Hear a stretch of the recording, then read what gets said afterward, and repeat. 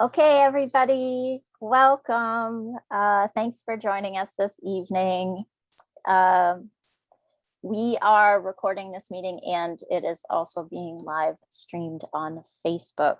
So we are here this evening to do a Q&A for the Fox Island Broadband Task Force recent broadband survey and proposal that has been sent out to the community.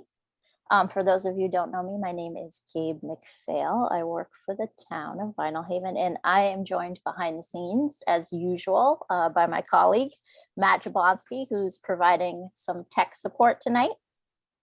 And before we get started, I'd like to do our usual Zoom etiquette reminder, just to stay on mute unless you're speaking. If you have something distracting going on in the background, it would be great if you just keep your video off. If you lose your connection and you want to call in, Matt's going to put the call-in number and meeting ID in the chat. So you can call in and just remember that it's *6 to mute if you are joining us by phone. Feel free to rename yourself if you need to do that so we can identify you in your Zoom name. And if you have any Zoom issues, any technical issues in the Zoom room, please message Matt in the chat. And he's also going to put his email in the chat if for some reason you get knocked off Zoom and you need to connect with him another way. And as usual, what we'd like to ask you to do is to put questions throughout the talk in the chat or the Facebook comments. We're going to collect those questions. And if there's time in the end, we'll take verbal questions, but we'd like to be able to answer the written questions first. So also if when I introduce our I'll say panelists, but the folks who are joining us tonight to answer questions. If you have particular questions for certain people, you can just specify that in the chat or in the comments, and we'll make sure to direct your questions to those people. So let's do a quick overview before we launch into the Q&A. And some of you folks, this is going to be entirely familiar, but I just wanted to ground us and provide a little framework for where we are at tonight. So as you likely all know, the Fox Island Broadband Task Force was appointed by the Select Board in 2016 to help provide some recommendations for affordable and equitable broadband on the island. And since that time, the committee has done a lot of research, a lot of information gathering, some community projects to really understand what the best options are for community-wide broadband on the island. And in December, they launched this broadband campaign. And the goal of the campaign is really for all of us, the community, to learn more about what other towns have done to bring broadband to their communities, and along with some other research, sort of looking at options for what would be best for us. And through that, we were able to bring a recommendation to the Select Board and this question of, can we put out to the community a survey that would gauge whether or not people would support the construction and operation of a municipally owned broadband network. And so that obviously has led to the 2021 broadband survey. And that's the reason why we are here tonight, to answer some questions we've received since launching the survey at the beginning of the month. And we'll look at some questions that have come in and then obviously take your questions as well.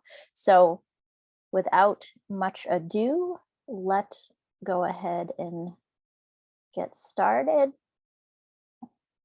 So I would like to introduce the team we have here tonight who's going to be answering questions. So we have, as usual, our fearless leader, Jan Ann Sherman, who's the chair of Fox Island Broadband Task Force, Eric Gasparini, who's a member of the task force as well as our select board chair. Pat McCormick is also a member of the task force. Kendra Jo Grindle will be joining us if she's not here already. Kendra Jo is an Islesboro resident, and she is also the strategic and project lead for the Island Institute's broadband team. And Kendra Jo has been one of our technical advisors. And Frank Start is also an Islesboro resident. Frank owns a company called Start Fiber Optics, and he has also been one of our technical advisors. So we can we have the option of directing technical questions to Frank and Kendra Jo. So we're going to start this evening with some of the questions that we've received over the past couple of weeks. And just a reminder again, if you have questions, put them in the chat and Facebook comments. So Janan, we're going to start with you. One of the questions that we got was just better understanding of what it's going to cost. There's sort of the two questions of like, what's it going to cost to build this network? But then if I want to subscribe to the service, like what does it cost? And I have a slide I can share that will probably be helpful with your answer. So I'll go ahead and share that if you're able to address that question.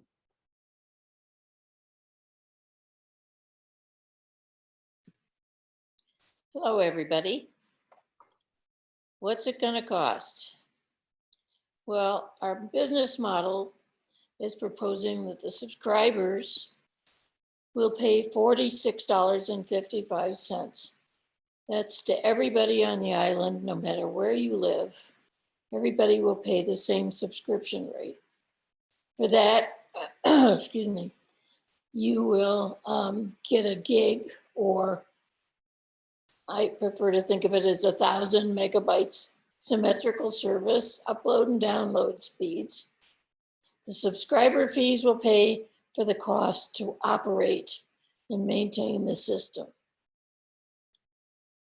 Under the model that we're proposing, the cost to build the system will be paid for through taxation.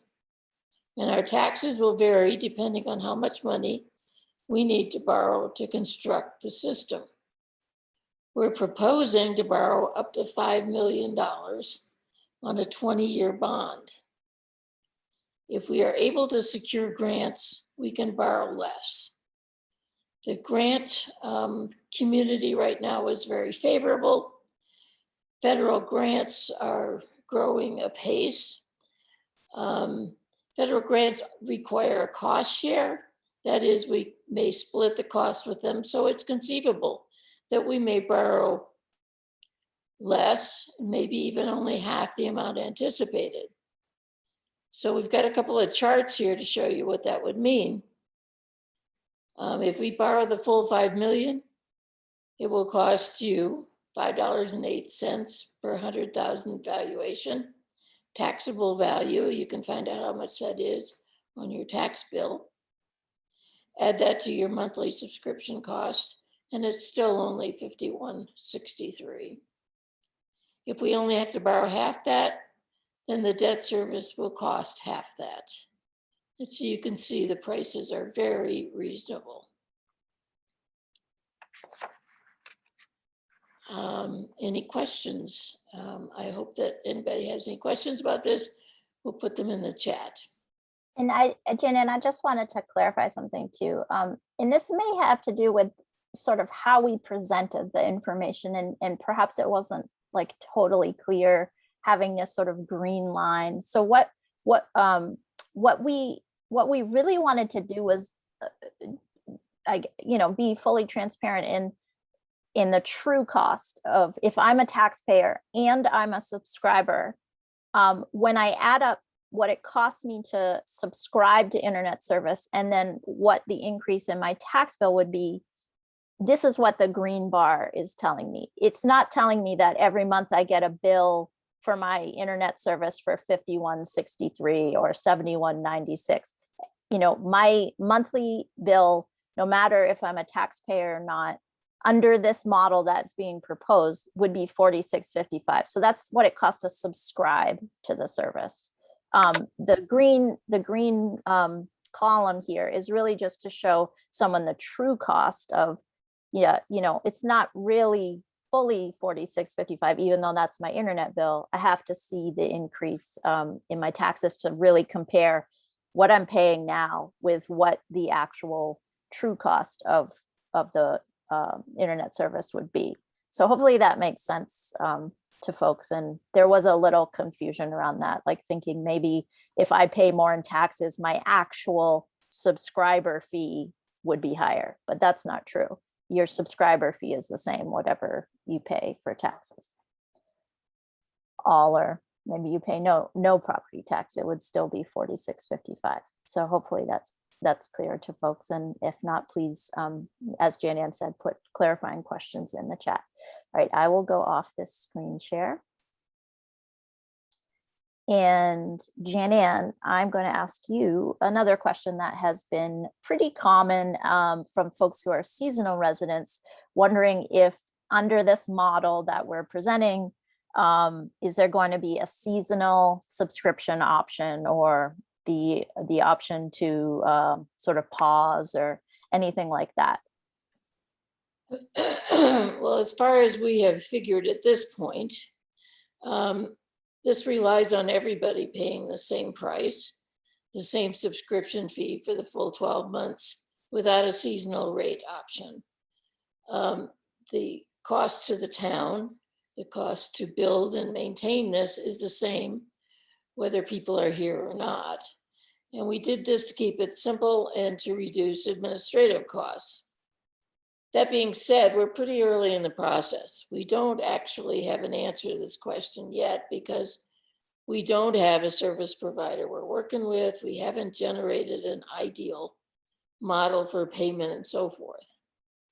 So if and when this proposal for universal municipally owned broadband moves forward, our next step will be to find that person to work with. We will put out a design RFP, that is a request for proposals, and choose an internet service provider who will build and manage our system. At that time, we'll get to the details and work with the community to come up with a payment model that will be favorable to the entire community, the majority of the potential subscribers, while still covering our costs. We have to meet those costs, summer and winter. Great, thank you. Yeah, and I think that's so true of just saying like we don't, some of these things we don't know yet because we're still so high level. And but I think it's important, like to really understand what the ideal model is, and to see how that might, how could we make that model work within the operating budget that we've presented. Exactly. So I will take this next question, which is who's going to build the system, who's going to maintain the system. So just as Jan just said, if this moves forward, we would need to put out a request for proposals for likely to move quickly at design and build. So that's the assumption that the same company that would design the network would also then be building the network. We might tweak that a little bit, but that seems to be the recommendation for moving quickly. So then who's going to maintain it? And Jan touched on this too, is that the town would contract with an internet service provider to maintain the system and provide the internet service. So for example, on Islesboro, GWI is the contracted internet service provider. They provide the maintenance. They provide a lot of the phone support. So they are the ones that are maintaining the system. So Eric, I'm going to throw you an easy one. This question is, if this goes to vote, will the vote be by voice or by ballot? And when would the vote be?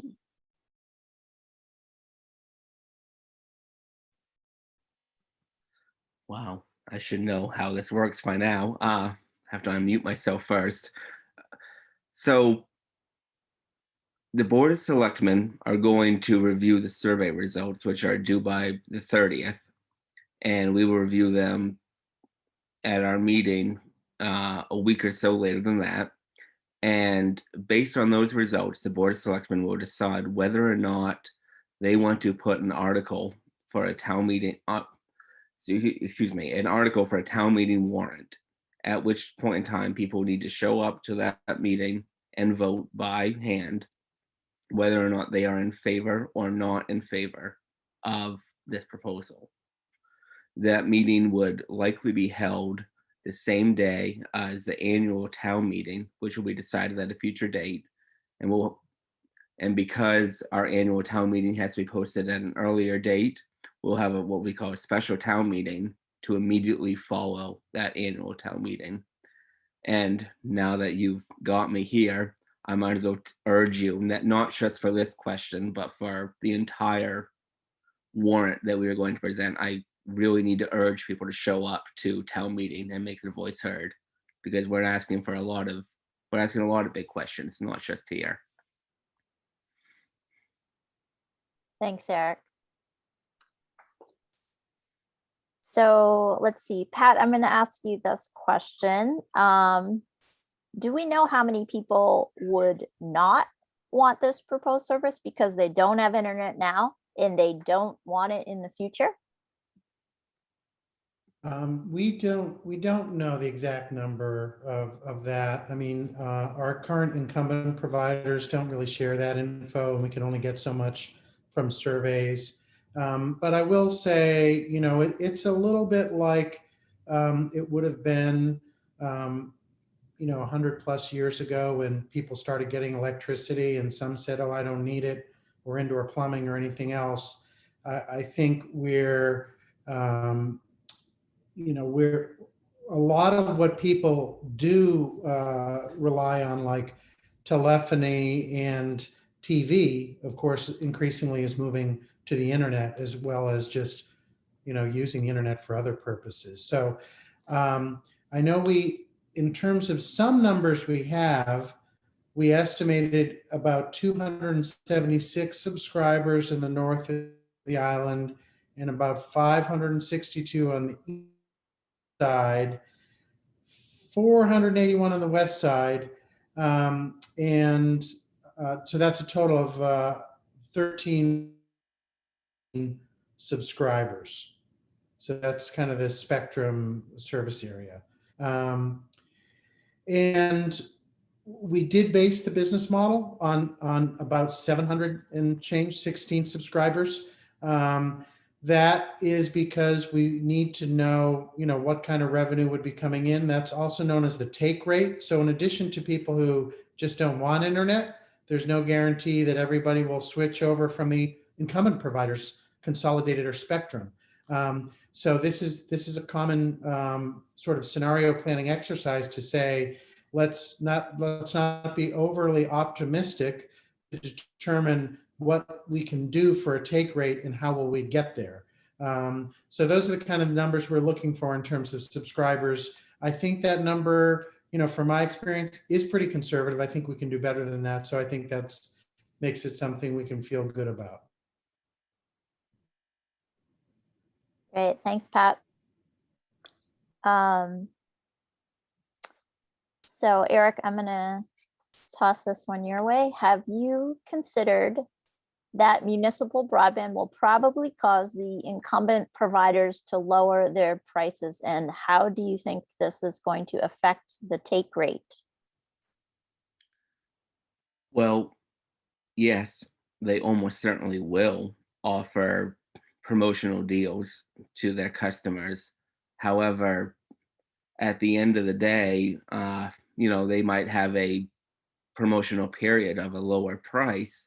They're still not going to offer the speeds that, you know, this system would offer. So, you know, maybe for a year or maybe not even that long, maybe only 6 months, you'll get a little break, but you're still not going to get, you know, the service that this system can provide.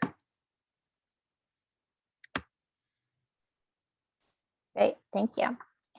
And I guess I just want to put in a plug for the community here, because I will say everyone that we've, everywhere we go, people are talking about this, and people have some great questions, some really good comments, some strong views on pro in support, not in support of this proposal, but just a lot of good conversation. And I just want to say that we really appreciate that level of engagement. And that as a result of some of those conversations, people have come forward with different sort of business model considerations, all in the name of trying to lower that tax burden, which I think is really great. So some of the things that have come up, which are kind of similar to things that we've looked at, but maybe have been presented in sort of a different light in terms of business models. Like sort of one proposal was, have we thought about like a subscriber only model where it's essentially like a co-op where the people who basically whoever subscribes sort of owns the system, and that's who's supporting, so like a member owned, so it wouldn't be like taxpayers are paying to build the system, subscribers are paying to operate the system. It would be subscribers are paying to build and operate the system. So that was one thing that was put out there. And it's funny because we did have conversations with Fox Island Electric Cooperative on a few occasions, and that was sort of this model in other parts of the country where electric cooperatives do also provide broadband service in addition to their electrical service. So that's sort of, that could probably fall under that category. And what Fox Eye came to, as we've shared previously, is that at this time, it's not something that they can take on just in terms of capacity. It's not really within their capacity at this time to consider that. And then another was similar to the investor model that we looked at. So really a group of investors coming forward, putting down the initial investment, and then maybe at a later date, transitioning the asset over to the town.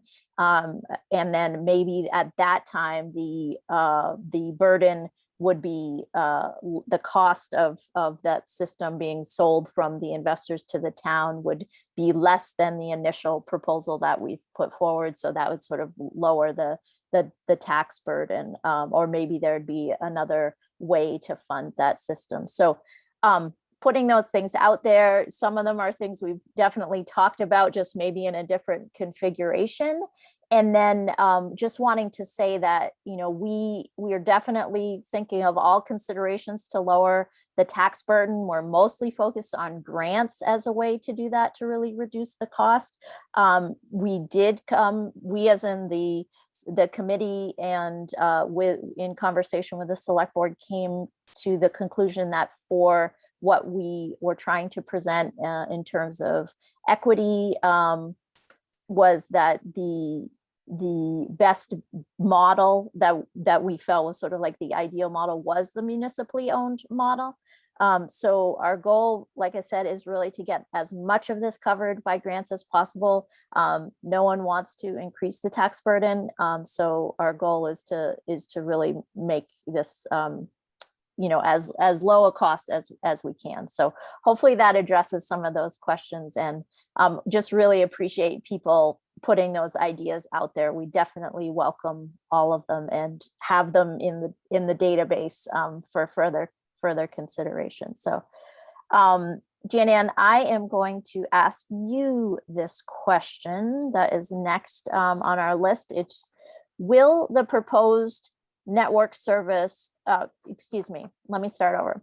Will the proposed network provide broadband service all the way to every resident's house? Or will it just be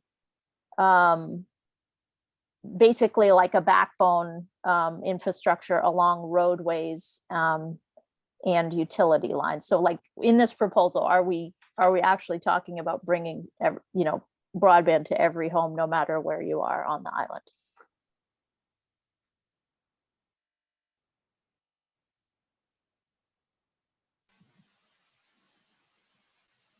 The plan is that if the location has power, a way to get to the home by pole or conduit, then we will get the fiber to you wherever you live. Islesboro tried to come up with a system to charge people for installation over 250 feet, but it got very complicated. And at the end of the day, it was just simpler to say, if your location's ready for fiber, when we're ready to install it, there will be no additional charge to get it to you. If you sign up as a subscriber while we are building it, while construction is underway, excuse me, the hookup will be free. If you sign up after the construction is completed and we have to go back in to install your line, there will be a cost. Islesboro at this point charges $600 for that service. So it is really to your benefit to sign up while we are constructing the system.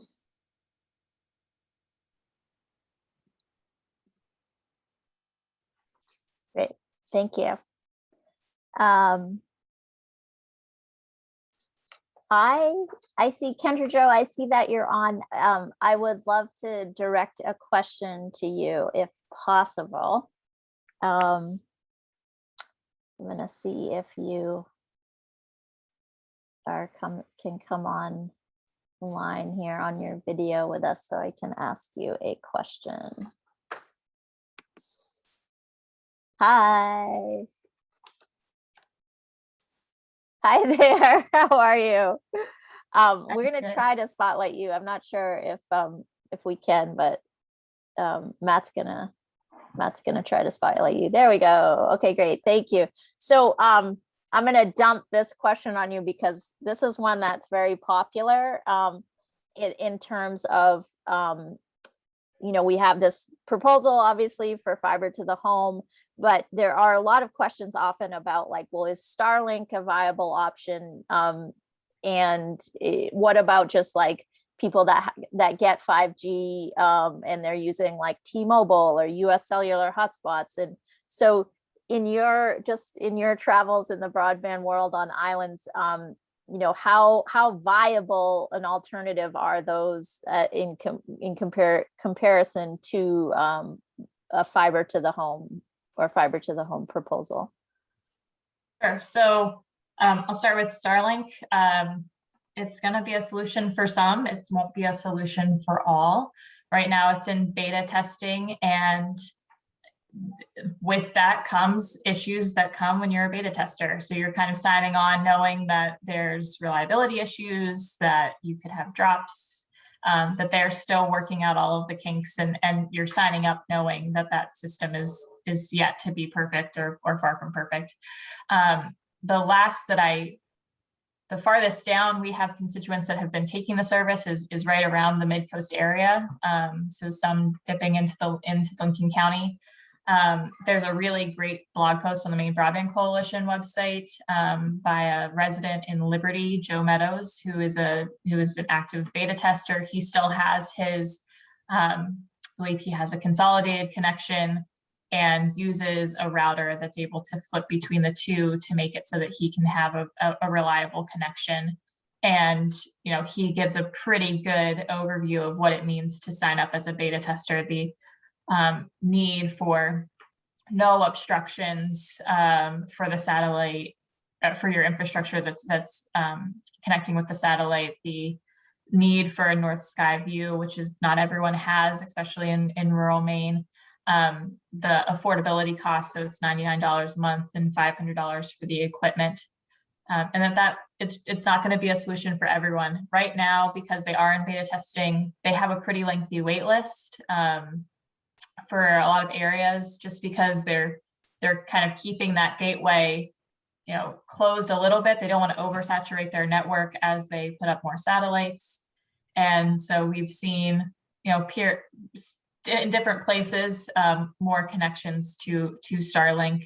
Swans Island has a cell. They have a cap of 60 users on that island, no more than that, for oversaturation reasons. And it's been, there have been people that it's been good for, and there have been others that it's not been so good and they've sent back their equipment. So I think that's just, it's based on who you are as a user. I mean, the most kind of frustrating thing that I've heard from Starlink users is if you have a schedule like I currently do, where I'm on Zoom most days, the drops periodically as your equipment switches from satellite to satellite is just enough to be a nuisance for Zoom calls. But if you're just streaming or online, there's that buffer built in that you can kind of manage.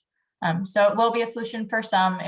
It's not a long-term solution for all. And the communities that have increased users on Starlink have not slowed down or stopped their broadband initiatives, realizing that maybe it's a short-term fix, but long-term it's not sustainable for the social and economic fabric of their community. 5G is kind of in a different wheelhouse. I mean, statewide 5G, the need for the depth of fiber to make 5G work in most of Maine just doesn't exist yet.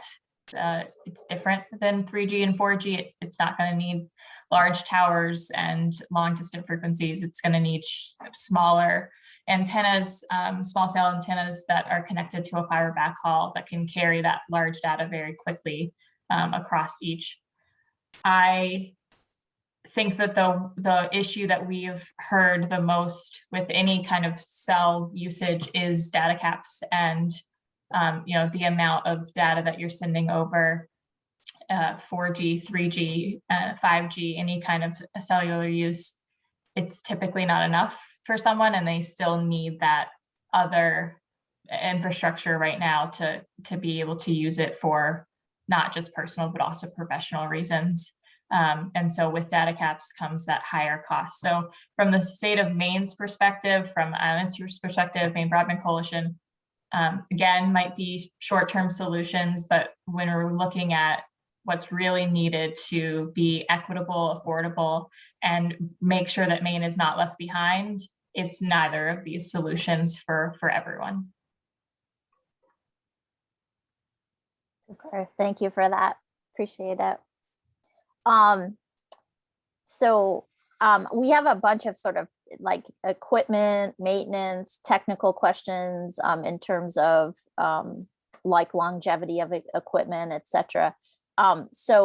Before we jump into that, and I'm going to recruit Frank to help me answer some of those questions. Eric, I want to throw one out to you that's come in through the chat, which is, have we considered doing a referendum vote instead of open town meeting vote? And I know I personally haven't even thought about any of that. So I haven't either, and I'm open to that idea. If people, right off the bat, a referendum vote draws more voters, unfortunately, but that is the way it is. And if sometimes people don't feel comfortable raising their hand one way or another. So yeah, and I believe there will be a referendum anyway from the state in June. So maybe we can have a separate election for that. So certainly something to discuss when the board. I think the selectmen would definitely discuss that option. Okay. Great, thank you, and thanks for the question. And then one more that we haven't talked about, Eric, but maybe you can help me address this one. Have we talked about a cap on total annual cost per property? No, we haven't, and for that matter, I don't know. I mean, I think at this point in time, we're open to any discussion, but at the same time, largely the higher end property tax payments are obviously seasonal residents, and it's going to be a hard sell to tell locals that their rate is what it is, but somebody who owns a multi-million-dollar home worth this versus another multi-million-dollar home worth a little less than that, will have a cap. I mean, my initial reaction is hesitant at best. Okay, thanks. And we will say, like, all of these questions, like, we do, we're keeping all of these in our little database of ideas and questions. So we'll be able to present these things as questions or ideas that came up when the committee presents information report to the select board after the survey closes. Let's see, I am going to move to, let's see, give me just a second.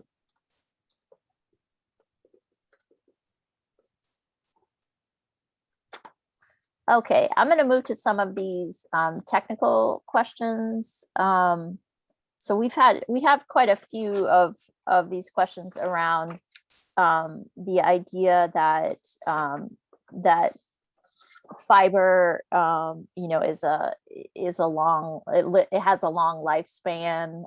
That's a 40-year lifespan, things like that. And in terms of like how long will the equipment last? So we're going to try to break down some of these questions. There's one question is like, how much will this system cost to maintain?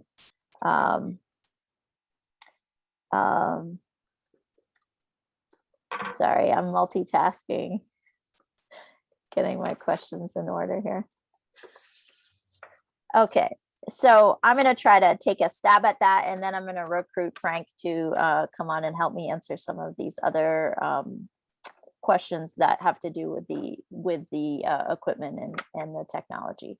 So so in talking with Islesboro, just to try to understand is they are spending about like averaging around $20,000 a year to maintain, I think, approximately 32 road miles of fiber. And so if you break that down, that would be like $625 dollars per mile, I think. And maybe Eric or Andy can correct me on that, but we have, I think, like 51 road miles. That's what I found when I was looking.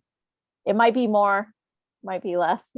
But if we said 632, that's a like 625 for 51 road miles. That would be 32,000 a year. But what we did was we put the estimates from our broadband report and additional information that we got from Islesboro into that proposed operating budget. So the model we proposed was that the operating costs would pay that maintenance cost. Now, Islesboro doesn't do it that way. They pay the maintenance costs through taxation. But when we put our proposed model together for this survey and proposal, we had operating costs paying for the maintenance. So hopefully that answers the question. Let's see, Frank, I don't know if you're available. If you're able to come on and help me answer some of these other questions. Hi there, thank you. So questions about, let's see, it's talking about like fiber and the longevity of fiber. Can you speak to this idea of like fiber having a 40-year lifespan? Like, I think some people are pretty skeptical about that. And like, how often do like components of the system have to be replaced? I mean, does everything have a long lifespan? Well, everything has a lifespan, some longer than others. It's always hard to say how long your device at your house, what we would call an ONT, or a device in a central office, or what's some call a POP building, will last. They're electronic components. It's the same thing as new electronics in your car. You expect them to last a long time. Sometimes they don't. Sometimes they last longer than their lifespan. But they're all changeable. The backbone of a fiber network works with hundreds, thousands, tens of thousands of devices that are made by manufacturers. The question's hard to ask because it's like going to the store and shopping for a Wi-Fi router. Well, how long is that going to last? Who knows? It depends on the manufacturer. They all expect a certain life expectancy.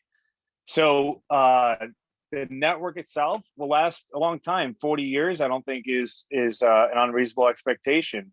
I touch stuff on a regular basis. 1992 fiber, still in use, still carrying 911 and emergency services on cable that old without a problem. Great. Okay. Very helpful. And I know that, oh, Pat, yes. Yeah, I was just going to add a couple points to what Frank said, because I think one of the questions in the chat was, how do we know fiber is the future? And while technology changes quickly and devices need to be replaced, cabling does not change quickly. So phone networks are using 100-plus-year-old technology, which is copper.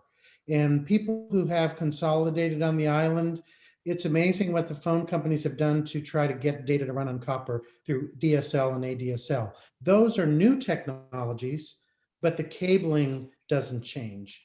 Now, some cabling can wear out, whether it's fiber, copper, or coax, but the question of whether it will be around is as clear as it can be. The way we will get faster and faster networks will be use different devices on the fiber network, not to change out fiber. Fiber's here to stay. As Kendra talked about, when people talk about these new wireless technologies, it's still relying on fiber. There's nothing in sight that would replace fiber. There's just new ways to cram more data on fiber networks, whereas we have reached the limit with coax and copper. You simply cannot get speeds on those kinds of networks that you can on fiber. So again, fiber is here to stay, and everything else, kinds of wireless, is still relying on a fiber backbone. So I just wanted to add that. Thanks. I Pat. can add to that, Gabe, for Patrick. I think it's 1992. I might be off on the year. 1982. I might be off on the year. 1982, AT&T put their first interstate fiber connection between two states to connect. I forgot where it was. I believe it's DC somewhere, and that was 82. That was fiber optic. We still don't have anything today that's any better than fiber optic, and we're still deploying it to this day. So we don't have anything better. And even if we did, which we don't, we're still talking 40, 50 years before you think it's going to start rolling out to the rural areas. Great, thank you both. So just in terms of repairs and understanding fiber, like the strength of fiber and how often fiber has to be repaired.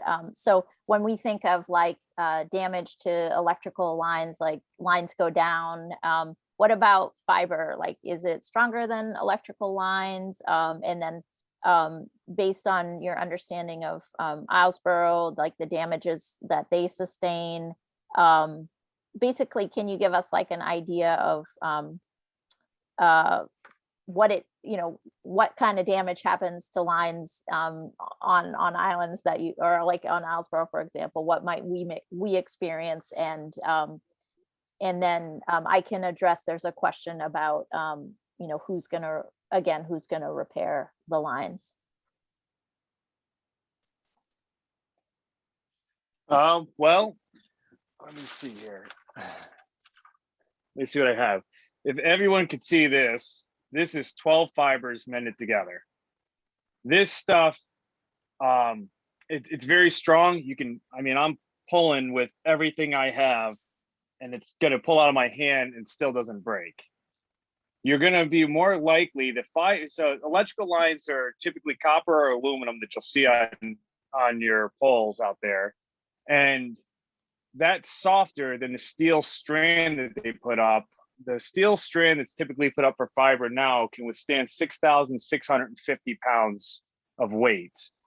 So what typically happens, and what you mostly see for damages, is a tree comes down and it hits the electrical lines and it stretches them, and the power system doesn't kick the power, and the trees are sparking and it's touching the fiber line and it burns through it.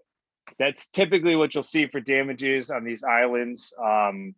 there's other damages on the mainland where there's a higher traffic area, but that's the typical damage that you'll see.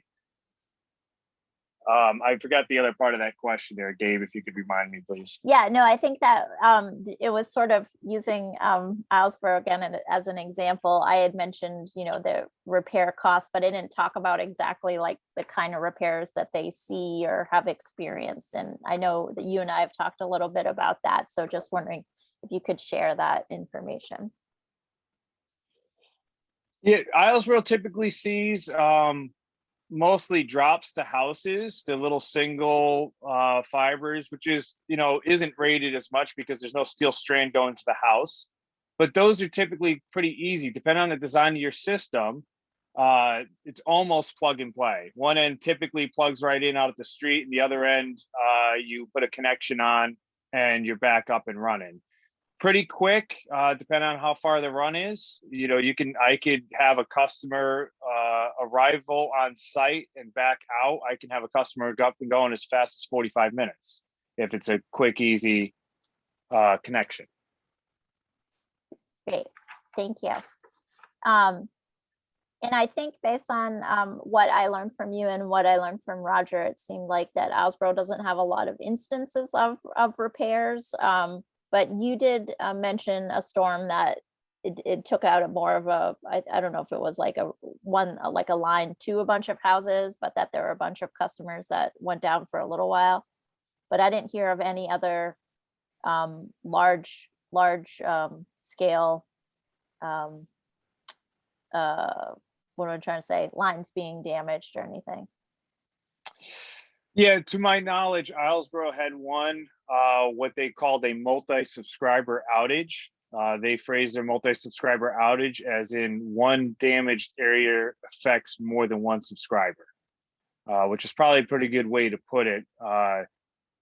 So they had one, it was a power burn. It was exactly that. The tree came down and the power did not kick off, and it burned through the fiber and the strand and so forth. And the strand stayed up, held up the tree and everything, but it melted the fiber.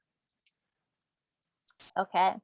All right. Thank you. Thanks for that information. And just to go back to the sort of like who would fix something. So again, this idea of we would contact or contract with an internet service provider, and the model that Islesboro uses, basically they found an internet service provider that would give them this level of service that they wanted. They specified in their contract, like, this is what we want and need, and that included having a technician on the island to provide service, and then major repairs would someone from off island would come and assist with that. So we would be wanting to do a similar thing where we would make sure there was someone on island that would be able to provide the service. So hopefully that answers that question. And then we have one more question that has come up. And that is, what will happen if the monthly user fee doesn't cover the cost of maintenance? So we will consider that as we get closer to finalizing if this moves forward, and we start to really dive into those business models and understand the costs in greater detail, and we can finesse those models to understand. But I think what we're hoping to do is, I think at most, some of the repair costs on Islesboro, I think they had like one $10,000 repair, and that's probably what Frank was talking about with the damage that where a bunch of subscribers lost their service for a little bit. So I think building in your operating budget enough cushion for what you think you might spend, so you can ensure you don't need to that your operating costs are going to cover that maintenance. So that would be a sound business model. Pat, can you think of any other better answer to that question what will happen if the monthly user fee doesn't cover the cost of maintenance?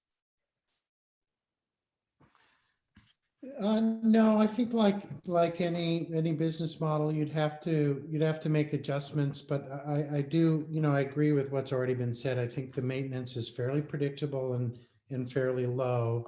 What's harder to get a handle on, which we're doing, would be the capital costs, the initial investment. I don't think operating costs are much more predictable, and fewer surprises, and over time can be dealt with. So I haven't seen that to be a problem in other municipal networks. Great, thank you.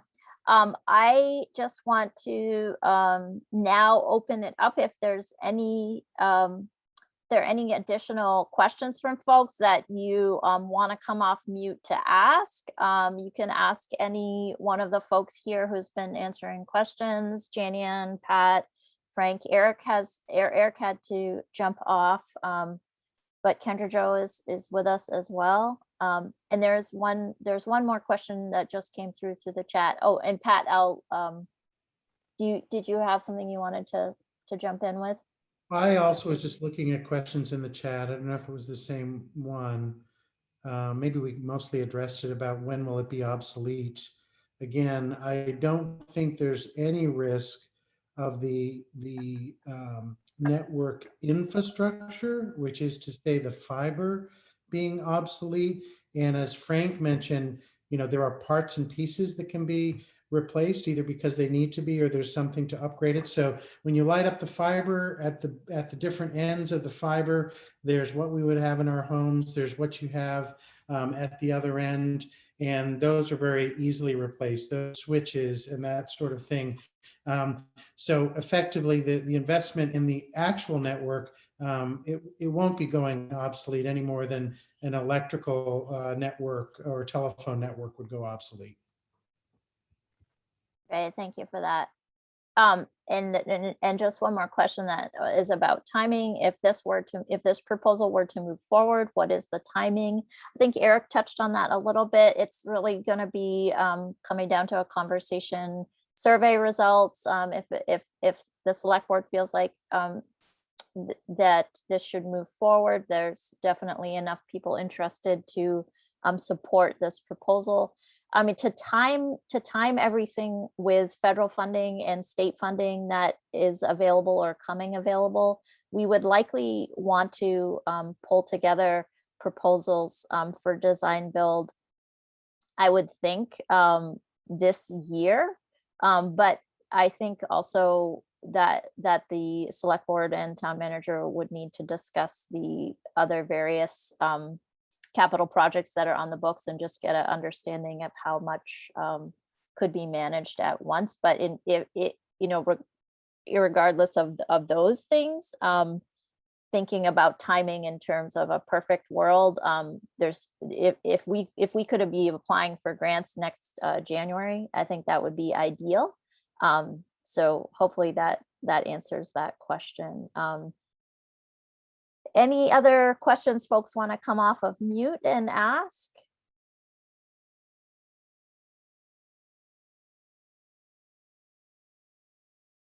Okay, I'm not seeing any. So I'm going to do a quick just switch over before we close out. I'm going to do a quick screen share just to push the survey one more time. Are you getting ready to do that? Gabe, may I touch on something Patrick say about the obsolete? I probably should have mentioned this a little earlier. What they've done with fiber, with advancements in technology, they've also found a way to take a single strand, and instead of it being a single channel per se, they've learned how to multiply it over 24 times on a single fiber. So what that means to people who aren't in it is you could take what you have for fiber infrastructure and easily times that by 24. And that multiplies basically what you have for an infrastructure. But towns are running, there's inter-town connects that go where in these footprints that I work in, that literally carry entire towns to multiple towns with just 2 fibers, everything, all the internet that comes off of copper, that comes off of coax. Every customer's home is being transported on just 2 fibers throughout towns, and it goes from one town to the next, to the next, to the next. So the capacity of it is far probably more than what we'll see in our, I want to say lifetime, but you never want to put it out. It's going to be a long, long time. Thank you. Thanks for that. And just a couple quick comments in the chat, just about Islesboro's maintenance costs being lower because they are closer to the mainland, and so therefore our maintenance costs will be higher. And that we are in this proposal relying a lot on grants, but it doesn't, just because we apply for grants doesn't mean we will receive them. So great comments. Thank you. So I just want to note the time. We did say we would end by 7, and I want to thank everybody who has joined us, and especially everybody who has come tonight to answer questions. So Eric was on but had to jump off. Pat, Frank, Kendra, Joe, thank you so much. I am going to share my screen real quick before we close out, because I want to give us one more push on the broadband survey. So please, everybody who's here, I'm sure you've taken the survey. Whether you support this proposal or not, we just need to hear from you. And Jan-Ann, would you like to give a plug for this survey?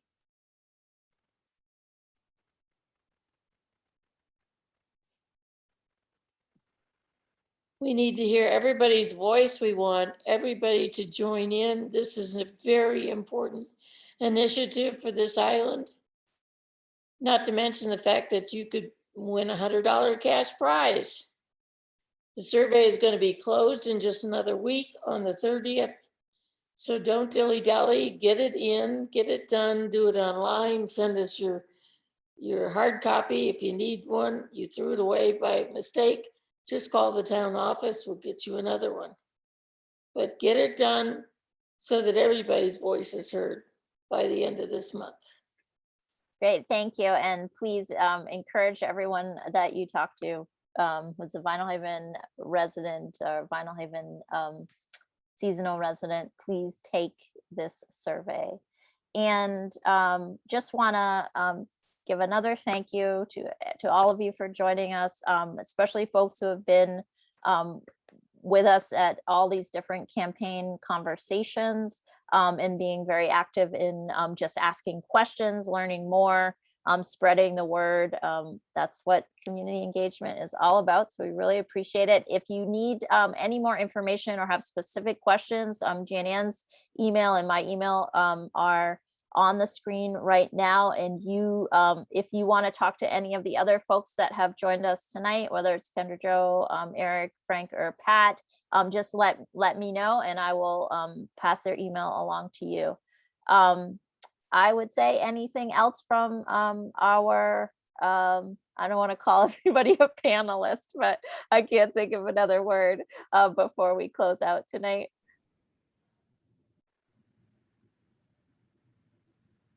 Okay, hearing none. Thank you. Yeah, thank you all so much. And please, if you have additional questions, you can just send them right along to me and I will make sure that we get them answered. Thank you so much. Have a good night, everybody.